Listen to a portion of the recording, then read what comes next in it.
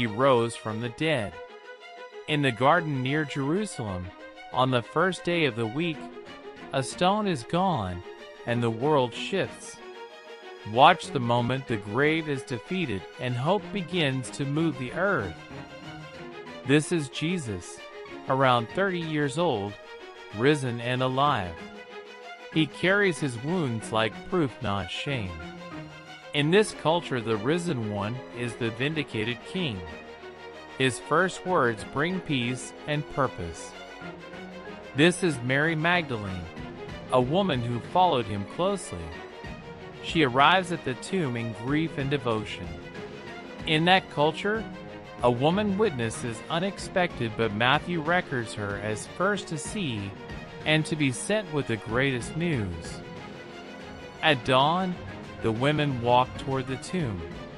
In that moment, the air is thin and the city still sleeps.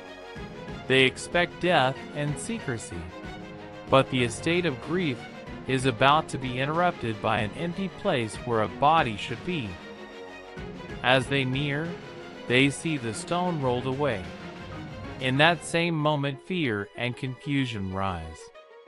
A sealed tomb means finality in their world, so an open tomb demands an explanation that outruns human power. In that very moment, an angel sits where the body once lay, his appearance like lightning and his clothing white as snow. He speaks to the women to remove terror and to give a reason, explaining that the one they seek is not here. The angel tells them plainly, he is not here. He is risen. In that phrase, the legal finality of death is overturned. Matthew intends the reader to hear this as the decisive proof that Jesus is vindicated and alive.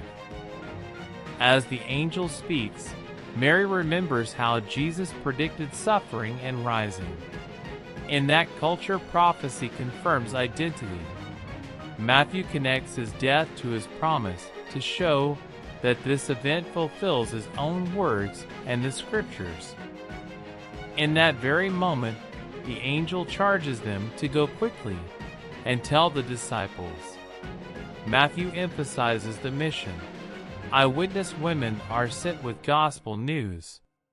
Their movement turns private grief into public proclamation. But as they go, Mary stays behind near the tomb. In that quiet pause, she sees someone and mistakes him for the gardener until he calls her by name. Matthew shows us a personal encounter. Resurrection is not only public fact but intimate revelation. In that very moment, Jesus tells Mary not to cling to him because he has not yet ascended to the Father, and he commissions her to tell the others. This detail shows Matthew's theology. Resurrection leads to a mission and to the coming ascension. As the moment continues, the other women run to tell the disciples, hearts pounding. Matthew highlights their faithfulness under threat. In that culture, women's testimony was often dismissed, so their obedience speaks louder than the silence they might face. Days pass, and then the guards report to the chief priests. In that meeting, the elders bribe the soldiers to say the body was stolen. Matthew records this to explain resistance.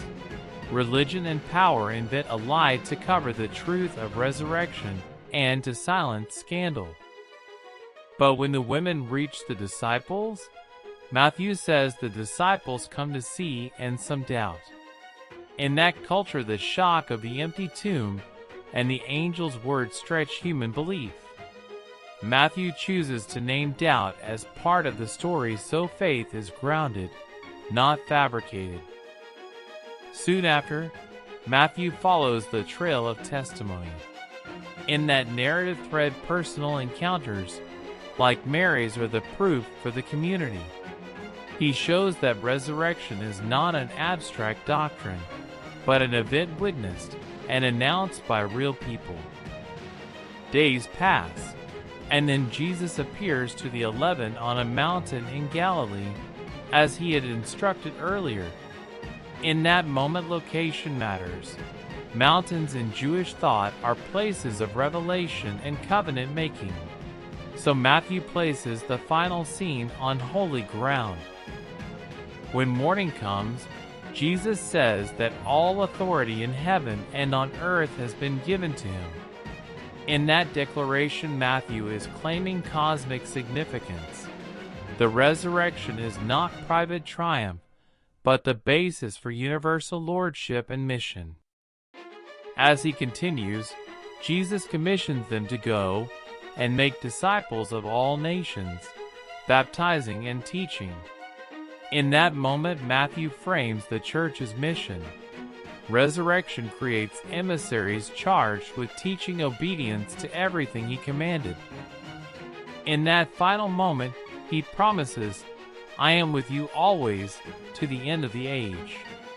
Matthew seals the commission with presence. The resurrection guarantees not only authority, but ongoing companionship for the mission ahead. After that, the news begins to spread. In that unfolding, Matthew wants readers to see a movement. Disbelief yields to witness, witness yields to mission, and mission creates a community that will live under the authority of the risen one. When the story ends, Matthew wants us to understand that the resurrection proves Jesus' authority, commissions the church, and assures ongoing presence with his followers.